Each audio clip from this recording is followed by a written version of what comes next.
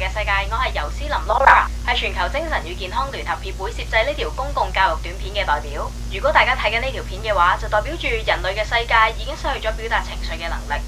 雖然活喺過去嘅我哋唔能夠知道而家嘅世界發生緊咩事，不過我哋希望透過呢一條片，可以幫助大家重拾翻情緒、同理心同埋愛。我哋再一次喺呢度多謝全球精神與健康聯合協會拍攝呢一輯嘅公共教育宣傳短片。事不宜遲，我哋開始學習情緒同埋面容表達啦。喺呢一集，我哋會學習最基本嘅4種情緒：喜、怒、哀同埋樂。唔使擔心，我會一步一步展示俾大家睇嘅。同一時間，我哋亦都會有進階版嘅情緒示範，等大家可以嘗試挑戰一下。喜、喜樂、開心係正面嘅情緒。簡單啲嚟講，佢就係當遇到一件令你開心嘅事情所產生嘅正常反應。最常見到喜樂嘅面部表情就係大家而家睇到嘅畫面啦。唔知你哋又做唔做到呢？係咪會有少少唔舒服嘅感覺？唔緊要㗎，大家做得多就可以感受到喜樂係乜嘢嚟㗎啦。如果大家做到 Level 1，不如試下進階版啦。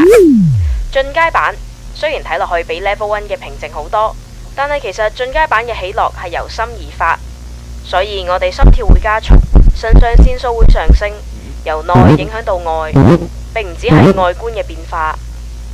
怒、憤怒係負面嘅情緒。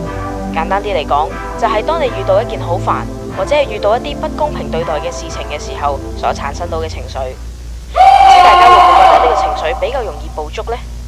試諗下一件唔好嘅事，或者係你受到唔好嘅對待嘅回憶。冇錯啦，呢個就係怒。如果捕捉唔到故中嘅感覺，大家可以試下喺一塊鏡面前練習，重複嘅嘗試可以令大家熟悉呢種情緒嘅表達。係時候到進階版啦！進階版同頭先一樣，睇落去比 Level 1嘅冇咁明顯。大家記住，情緒係由身體裏面發出至外面，影響住我哋嘅所有。當大家感受唔到情緒嘅時候，就代表我哋已經失去咗呢個感覺。多加練習就可以重新喚醒我哋嘅情緒。愛、悲哀、哀傷係一種同喜樂相反嘅情緒，可以令你流淚，令你連食飯都冇胃口，出街都冇興趣。大家可以嘗試一下，諗下自己失去咗嘅人、事、物，點解佢哋離你而去？點解抌低你一個？唔知你諗起嘅回憶，可唔可以令你感受到哀呢？佢會唔會令你個鼻、個心口感到有啲酸、有啲痛？如果有嘅話，你就做啱咗啦。試下將嗰股感覺帶出嚟，你又會唔會喊到呢？係時候到進階版啦！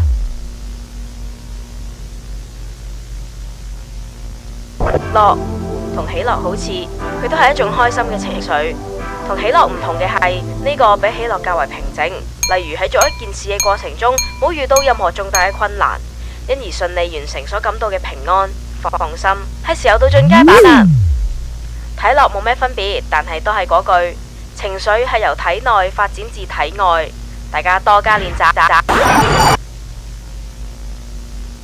以下就係喜、怒、哀、樂4種情緒嘅示範，只要你哋喺屋企多加練習，相信不久嘅將來就可以重拾翻情緒嘅能力㗎啦。拜拜。